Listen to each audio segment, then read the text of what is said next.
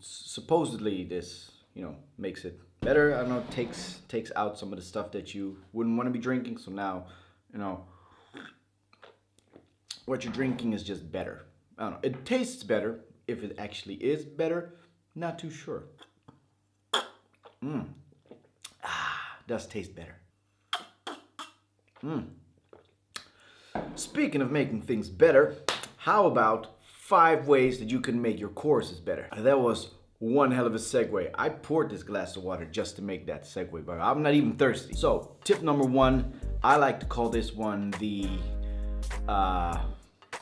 making it louder. Now, you don't have to necessarily make your chorus much louder than the rest, just a tiny bit. There is this thing that you will probably have seen over time.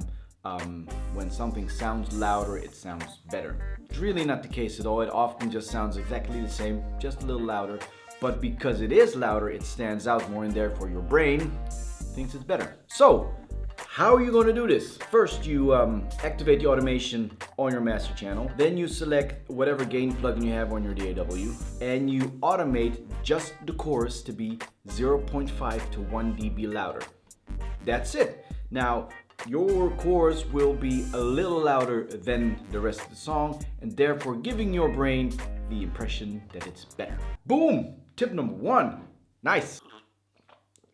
I'm not even thirsty. Tip number 2. I call this one, let's think of a good name, mono to stereo. This is something that I think I came up with. I have never heard anyone mention this before. I was one day just messing around and figured, hey, you know what? Let me try this.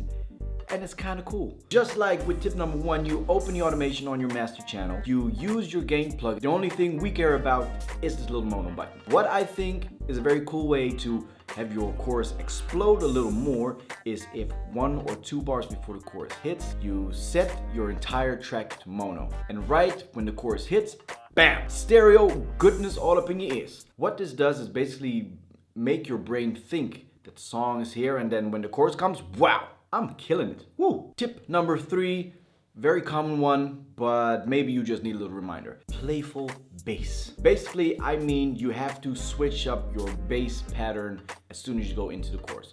When you are in the verse, you'll probably have, especially in today's music, a very simple bass line. You go from one note to the next. That's it. Sometimes it follows the 808s. It's all cool. But once you get to the chorus, try to be a little more creative with it. Try to have the bass not just be something that gives you your bottom end. Try to make it percussive. Have it slide up and down from note to note. Make it stutter, whatever. Just make the bass line a little more aggressive. You can even, on top of that, add a little distortion just on the bass. I know they always used to say like, now your bass should be dead center, no movement, but if you add modulation, you could make it go a little bit left and right, which is fine. I like it. I'm saying, who cares about the rules? The rules are basically a barrier to your creativity. As soon as you start to follow rules, you will lose out on doing things that no one's ever done before. In short, make your bass more playful, make it more percussive, add a little distortion, add a little modulation to taste, and bam, you're good to go. Woo! Nice. Oh. Why am I still drinking? Tip number 4. I would like to call this one the tremolizer. It's a combination of risers and tremolo. Risers and how do you call it when, like a reverse riser?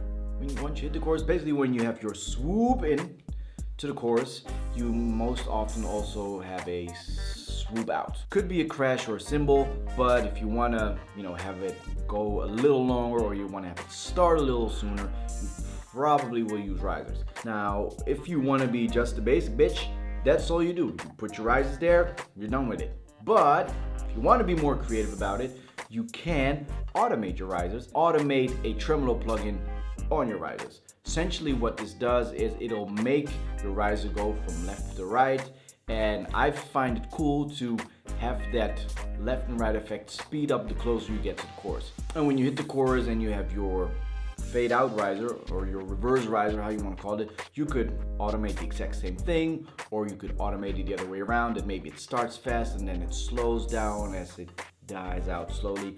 That's how you make your risers more interesting. Tip number 5, filter everything apart from one thing. Don't know what a cool name for this tip would be, but that's basically what it comes down to. As soon as the chorus hits, you put a high cut filter, set it steep, like cut away a lot of frequencies on everything except for one thing. If you are already working with buses within your session, all you have to do is apply the same filter to every single bus, apart from this one instrument or bus that you do not want this effect to be on. So in my example, I filtered out everything apart from the chorus guitar. Now how I did this is I selected every single track apart from the chorus guitar, set every single track to go to a bus instead of the stereo output. That bus eventually will go to the stereo output, but this gives me the creative freedom to apply one effect to everything apart from the chorus guitar. So now, as soon as the chorus hits, everything gets filtered apart from the chorus guitar, and I just slowly open the filter up to about halfway of the chorus, and then everything gets together again. Boom! 5 tips. Woo! Feel good. I'm not thirsty. I wasn't thirsty before, I am definitely not thirsty now. Yet for some reason I keep drinking. Should probably figure out how to make a beat with a glass of water. Smash like if you think that's a good idea. That was it. Nice. Your chorus game has just gotten significantly better. I'd say you go out, open your sessions, apply these tricks, techniques, have fun with it.